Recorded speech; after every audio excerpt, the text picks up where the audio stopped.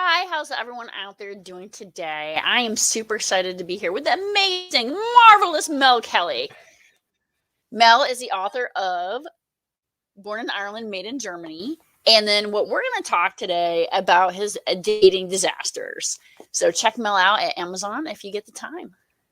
Hello, how are you doing, everybody, today? I'm excited, even more excited, the most excited to be here today with the amazing Amy Hamilton, who is the amazing author of these two amazing books, The Project Manager and The Consummate Communicator.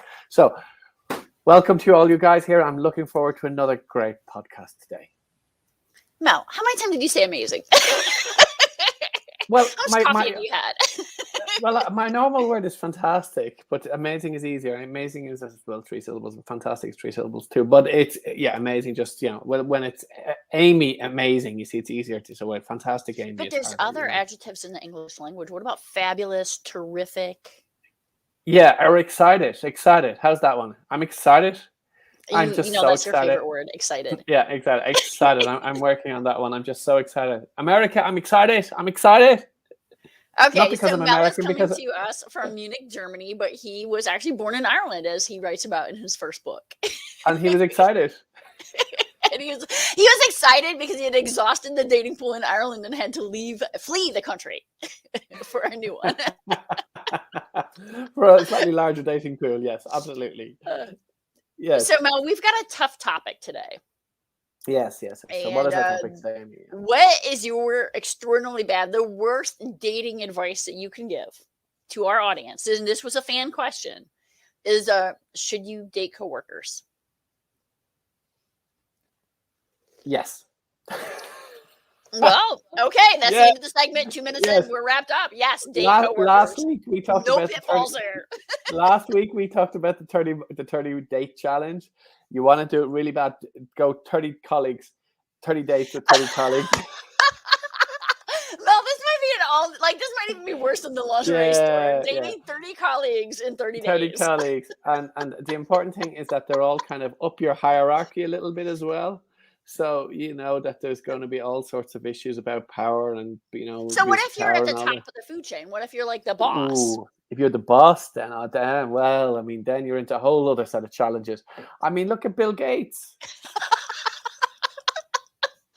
I mean, my goodness, like he's what was he, CEO of a company with several 100,000 employees? What happens if there's a pretty girl there? If you ask them out, then he's it's just harassment. I mean, this. So I don't know. What do you think? So if you're CEO of a company, are you allowed to ask out one of the people who work in the company for you? I mean, there's a whole power dynamics. There's an abuse of power. I don't think you should. I think you should wait. Until what don't work for you anymore. Till they don't work for you anymore. Yes, encourage them to get a new job and then date them. Yeah, but look at Bill Gates. His wife was working at Microsoft. His wife and his girlfriend were both working at Microsoft. No wonder this did not work. So she was working at Microsoft for about a year before she became his wife, or 2 years or whatever it was, before they became exclusive. And as she says herself, I mean, there was many men in Microsoft, so why would she be just seeing Bill, And then after a year or two, then they went exclusive, and a year or two, then they got married. But, I mean, is that an abuse of power, or is that just from a different era? Well, I think that there's a fine line in dating and harassment. And that goes into the kind of, thing that people run into all the time is at what point are you pursuing someone and at what point are you harassing them? And I think the coworker thing makes it even more difficult. So that would mean if you actually date 30 of them at the same time, no single one could be accused of abuse of power. Because it's equally distributed. You're equally distributed. You're spreading yourself quite thin here, So if they've agreed to go out on a date with you, and then you're going out on a date with their boss or their boss's boss, and I mean, there you go. But office romance, even amongst two peers, can be very awkward, especially if it doesn't work out. That's the catch. That is the catch. If it works out, I mean, it's a different thing. But if it doesn't work out, it's very uncomfortable for everybody. It's generally better if somebody leaves the company if it doesn't work out. So I know people who end up getting married, and they also decided to leave because they go, "Oh, this is terrible working together as well." So the office romance and the romance of the office workplace. It's a potent mix. It's case by case, but my goodness. So play it safe. Just go for 30 romances at the same time. You're safe there. You're covered. So now that we're in a virtual work environment, a lot of people still, or in a hybrid work environment permanently, what about virtually dating your coworkers? Is that the same as real dating, or what's the rules here, Mel? Give us some advice. Give us some bad advice. Bad advice. Yeah. Virtual dating with work colleagues. My goodness, does it get any worse? What's the point in virtual dating? Let's say the payoff, if you like, of that you have in the real life when you're able to look into each other's eyes and hold each other's hands and enjoy each other's company. You just don't have that payoff when you're in the virtual world. But will that lead to the same sorts of harassment that you're mentioning if you're feeling it out virtually first? Does that help to mitigate the pitfalls?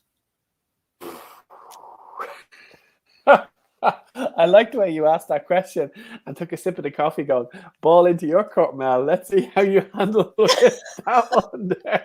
You're the dating advice guru. I'm just here to ask the questions from the fans. I'm here to give the bad advice. I'm here to give the bad advice. So what's your bad advice on virtual dating coworkers? Yes, all of them. All of them. Just keep the same thing. All of them at the same time. Perfect. Yes, absolutely. So are there any etiquette tips on how to ask a coworker out without getting into any of these pitfalls, Mel? You're asking me? Yes. What's your bad advice on that? I have given plenty of bad advice so far. I mean, what would you think is appropriate etiquette for online dating with a colleague? Whether it's online or in person, I think that the first thing that you should do is preface it with asking somebody first. And this is serious, not bad advice. You can twist this into some bad advice. But, ask somebody, are you open to having a personal discussion? And then this way you've kind of set the preference. And if they go no, bam, door shut. Because people get vibe, right? And if they say yes, then that's when you can go that next step. Personal discussion. That's the magic word, is it? I think that kind of opens up, because if you say that, whether you're going to confide in them about your kids or whatever else you have going on in your life, they've just said, okay, I'm open to a personal discussion. And then if you say, oh, by the way, I would be very interested in perhaps we could, go for a coffee of a more, personal nature, and then they could say yes, or they could go no, I'm very happy being your work colleague, right? And so now you've set up so that if they shut you down, it's okay, you can walk away. I don't know, that's my thoughts in my head. I've never asked a work colleague out. I would be terrified. Okay, you've never asked the boss out? Well, it's not like I'm not the boss. Oh.